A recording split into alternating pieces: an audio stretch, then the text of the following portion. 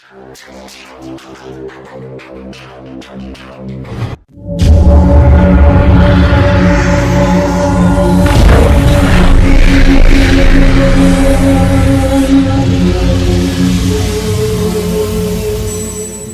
दोस्तों, मैं हूं अमित कुमार और आप देख रहे हैं मेरा यूट्यूब चैनल अमित के ब्लॉग। तो अमित के ब्लॉग में आप सभी का एक बार फिर से बहुत बहुत स्वागत है दोस्तों। क्या दोस्तों आप भी पुराने कर्ज में अभी डूबे हुए हैं? आप फसलों की खेती करते हैं, सब्जी वर्गीय फसलों की खेती करते हैं और आपको उनमें से प्रॉफिट नहीं मिल पा रहा है। तो दोस्तों हम आज आपको इस वीडियो में 3 ऐसी सब्जी वर्गीय फसलों के बारे में बतलाने वाले हैं जिनकी खेती आप करते हैं। अगस्त महीने के लास्ट सप्ताह में या फिर सितंबर महीने में आप इनकी खेती करते हैं तो इनसे आपको बहुत ही अच्छा खासा मुनाफा मिलने वाला है, जिससे आपका पुराने से पुराना जो कर्ज है वो एक झटके में ख़त्म होने वाला है। तो दोस्तों इस वीडियो को एक लाइक कर दीजिए और हमारे चैनल को सब्सक्राइब कर लीजिए ताकि आपको नोटिफिकेशन मिलता रहे। तो दोस्तों आज हम आपको इस वीडियो में 3 सब्जियों के बारे में जो बता रहे हैं, अगर इसमें से आप किसी भी एक सब्जी का चुनाव कर लेते हैं और अपने खेतों में लगा लेते हैं तो आपको जो मंडी भाव मिलेगा वो लगभग 30 रुपये से लेकर 70-80 रुपये पर केजी के हिसाब से मिलने वाला है। तो दोस्तों जो हमारी पहली फसल है वो है हरे लहसुन की खेती करना। जी हाँ दोस्तों, अगर आप अगस्त महीने के लास्ट सप्ताह में या फिर सितंबर महीने में हरे लहसुन की खेती करते हैं तो आपको बहुत ही अच्छा खासा प्रॉफिट मिलने वाला है, क्योंकि दोस्तों अगैती में अगर आप तैयार कर लेते हैं तो जो मंडी भाव है वो लगभग 80 रुपये से लेकर 100 रुपये तक का भी आपको मार्केट में मिल जाएगा। लेकिन अगर आप कहीं पिछैती में आ जाते हैं, बीच में आ जाते हैं, तब उस टाइम पर आपको जो रेट मिलेगा इसका वो लगभग 30 रुपये से लेकर 50-60 रुपये पर केजी के हिसाब से मिलने वाला है। इससे खाली लहसुन का बिक्री नहीं होता है। तो दोस्तों आप लहसुन की खेती कर सकते हैं। तो दोस्तों लहसुन की खेती हम कैसे करें तो वो भी हम आपको इस वीडियो के माध्यम से बतलाने वाले हैं। तो दोस्तों सबसे पहले आप अपने खेत की जुताई कल्टीवेटर से करवा लीजिए। जो हल्के गहरे चलने वाले यंत्र हैं जैसे कल्टीवेटर, इनसे आप जुताई 2 से 3 बार करवा लें। जुताई करवाने के बाद आप 2 से 4 दिन के लिए अपने खेत को छोड़ दीजिए। उसके बाद आपको अंतिम जुताई रूटावेटर से करवानी है।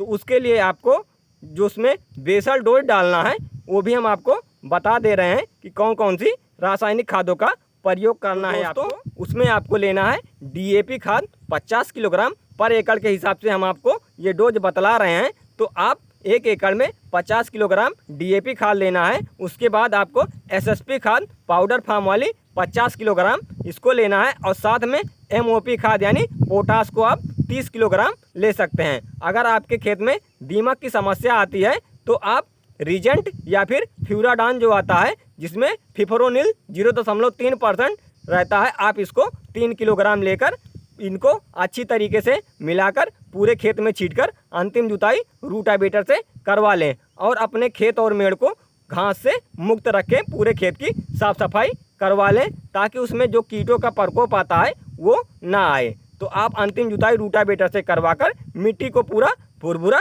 बनवा लीजिए। तो दोस्तों लीजिए हमारा खेत तैयार हो गया है लहसुन की खेती। तो दोस्तों अब बात आती है कि हम इनकी बुआई कैसे करें। तो दोस्तों जो लहसुन की ये छोटी छोटी कांदे आती हैं आप इनको ले लीजिएगा। उनको तोड़कर जो इनकी छोटी छोटी कलियां निकलती हैं आप इनकी बुआई कर दीजिएगा। तो बुआई आपको किस तरह है? तो दोस्तों जो ये लहसुन की कांदे आती हैं आप इनको ले लीजिएगा और इनको तोड़कर जो छोटी छोटी कलियां इनमें से निकलती हैं आप उनकी बुआई कर दीजिएगा। तो जो बुआई का मैटर रहेगा वो लगभग आपको 3 इंच गहराई रखनी है और जो लाइन से लाइन की दूरी रखनी है वो आपको 8 से 10 इंच रखनी है और जो पौधे का हमारा डिस्टेंस रहेगा वो लगभग आपको 6 से 7 इंच रखनी है। तो आप इस विधि से लहसुन की बुआई के बाद अगर आपके खेत में पर्याप्त नमी नहीं है तो आप उसकी सिंचाई कर दीजिए ताकि जो लहसुन की कलियां हैं वो ठीक तरीके से जर्मिनेट हो सकें, अच्छी तरीके से वो जमाव हो सके। तो सर्दी का होना बहुत ही ज़्यादा ज़रूरी है। तो आप पहली सिंचाई उसी टाइम कर सकते हैं। तो बात आती है दोस्तों अब दूसरी फसल के बारे में कि हमारी जो दूसरी फसल है वो कौन सी है। तो दोस्तों जो हमारी दूसरी फसल है वो है हरी प्याज की। जी हाँ दोस्तों, अगर इस टाइम पर आप अगस्त महीने के लास्ट सप्ताह में या फिर सितंबर महीने में आप हरी प्याज की खेती करते हैं तो इससे भी आपको बहुत ही अच्छा खासा प्रॉफिट मिलने वाला है, जिससे आप पुराने से पुराना जो आपका कर्ज है वो एक ही झटके में ख़त्म होने वाला है। तो आप हरी प्याज की भी खेती कर सकते हैं। तो दोस्तों सेम इसी प्रकार से आप जुताई करवा लीजिए और ठीक इसी प्रकार से यही बेसल डोज आपको उसमें भी डालना है। तो आप ऐसे कर कर खेत को पूरी तैयार कर लीजिए। उसके बाद दोस्तों बात आती है कि अब हम हरी प्याज की खेती कैसे करें, कैसे इसकी बुआई करें। तो दोस्तों जो आपके अगर घर में हरी प्याज की जो छोटी छोटी कांदे होती हैं, अगर वो अवेलेबल है तो आप उसको ले सकते हैं, या फिर आप मार्केट से छोटी छोटी जो कांदे आती हैं आप उनको खरीद लाइए, तो उनकी आप बुआई कर दीजिए। जो बुआई रहेगा वो आपको बेड माध्यम से ही करनी है, क्योंकि दोस्तों बरसात के मौसम में पानी का भराव बहुत ही ज़्यादा होता है। तो अगर सिंपल तरीके से आप खेती करते हैं तो पानी के भराव के कारण आपकी जो प्याजें हैं ये सड़ जाती हैं, इसमें नीचे से ज़मीन में कीट भी आ जाते हैं। तो आप अगर बेड माध्यम से खेती करेंगे तो आपकी एक भी प्याज खराब नहीं होने वाली है। तो आप बेड माध्यम से ही खेती करिएगा। तो बेड बनाने का जो हमारा तरीका रहेगा वो बेड की चौड़ाई आपको 1.5 फीट रखनी है और बेड की ऊंचाई आपको 6 से 8 इंच रखनी है। तो आप इस प्रकार से बेड तैयार कर लीजिए। उसके बाद आप बेड के दोनों साइड में बुआई कर सकते हैं और एक बीच में भी आप बो सकते हैं। तो मतलब कि कुल मिला के बात यह है कि एक बेड पर आप 3 लाइनों में बुआई कर दीजिए।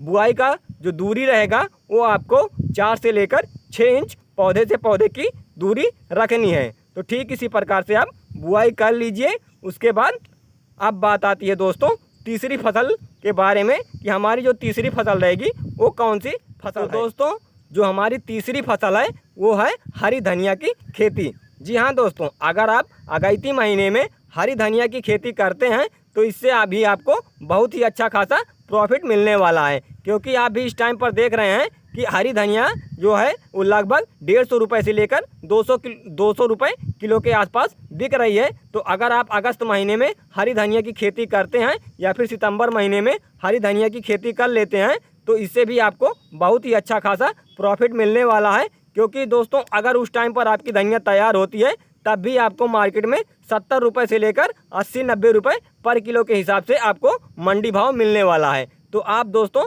हरी धनिया की खेती जरूर कर सकते हैं। अब बात आती है कि हरी धनिया की खेती हम कैसे करें।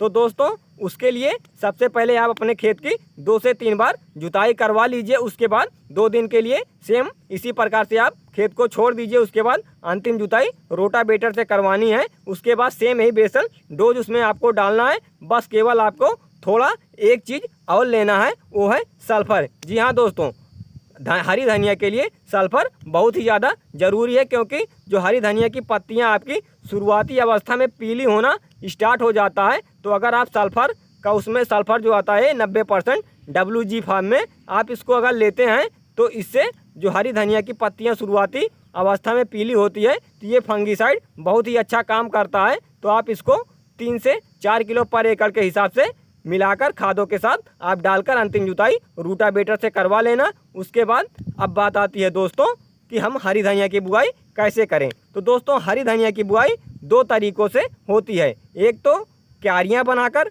सिंपल तरीके से और दूसरी बेड के माध्यम से। तो दोस्तों अगर आपके खेत में उत्तम जल निकासी की व्यवस्था है और आपके खेत में पानी का भराव नहीं होता है तो आप सिंपल तरीके कर सकते हैं। तो अगर आपके खेत में उत्तम जल निकासी की व्यवस्था नहीं है, पानी थोड़ा कम ठहरता है लेकिन ठहरता है, तो उस टाइम पर आपको मेड़बंदी यानी बेड के माध्यम से ही हरी धनिया की खेती करनी चाहिए। तो जो आपको बेड बनाना है वो लगभग बेड की चौड़ाई जो है वो आपको 2 से 2.5 फीट रखनी है और उसके बाद बेड की ऊंचाई 1 फीट रखनी है। आप इस प्रकार से बेड बनाकर हरी धनिया की खेती कर सकते हैं। तो दोस्तों अब बात आती है हम कौन से बीजों का चुनाव करें। तो दोस्तों उसकी कंपनी का रामसेस आता है, आप इस धनिया का चुनाव कर सकते हैं, या फिर नामधारी का जो सुरभि के नाम से आता है आप इसका भी चुनाव कर सकते हैं। या फिर आप क्लाउज कंपनी का जो मोगिनो करके आता है आप इसका भी चुनाव कर सकते हैं। या हाईवेज कंपनी का कस्तूरी आता है आप इसका भी चुनाव कर सकते हैं हरी धनिया की खेती के लिए। या फिर आप आरके कंपनी का जो रॉयल के नाम से आता है आप इसका चुनाव कर सकते हैं। ये भी धनिया बहुत अच्छी धनिया है, इसमें पैदावार भी बहुत ही ज़्यादा होती है। तो आप इनमें से किसी एक धनिया का चुनाव कर अपने खेत में हरी धनिया की बुआई कर दीजिए। तो दोस्तों हमने आपको 3 ऐसी सब्जियों के नाम बताए हैं जिनकी आप अगर अगस्त महीने में खेती करते हैं या फिर सितंबर महीने में खेती करते हैं तो आपको बहुत ही अच्छा खासा प्रॉफिट मिलने वाला है। तो जिससे आपका पुराने से जो पुराना कर्ज है वो एक ही झटके में ख़त्म होने वाला है। तो आप कुछ इस प्रकार से खेती कर आप पुराने कर्ज से उभर सकते हैं। तो दोस्तों अगर ये वीडियो आपको पसंद आया हो तो वीडियो को एक लाइक अवश्य कर दीजिए और इस चैनल को सब्सक्राइब जरूर कर लीजिए। इस वीडियो को ज़्यादा से ज़्यादा किसान भाइयों के पास शेयर करिए ताकि उनको भी ये जानकारी मिल सके और वो भी जो पुराने कर्ज में दबे हुए हैं वो भी उनसे निवारण हो सके। तो दोस्तों मिलते हैं फिर नेक्स्ट वीडियो में, तब तक के लिए जय हिंद, वंदे मातरम दोस्तों।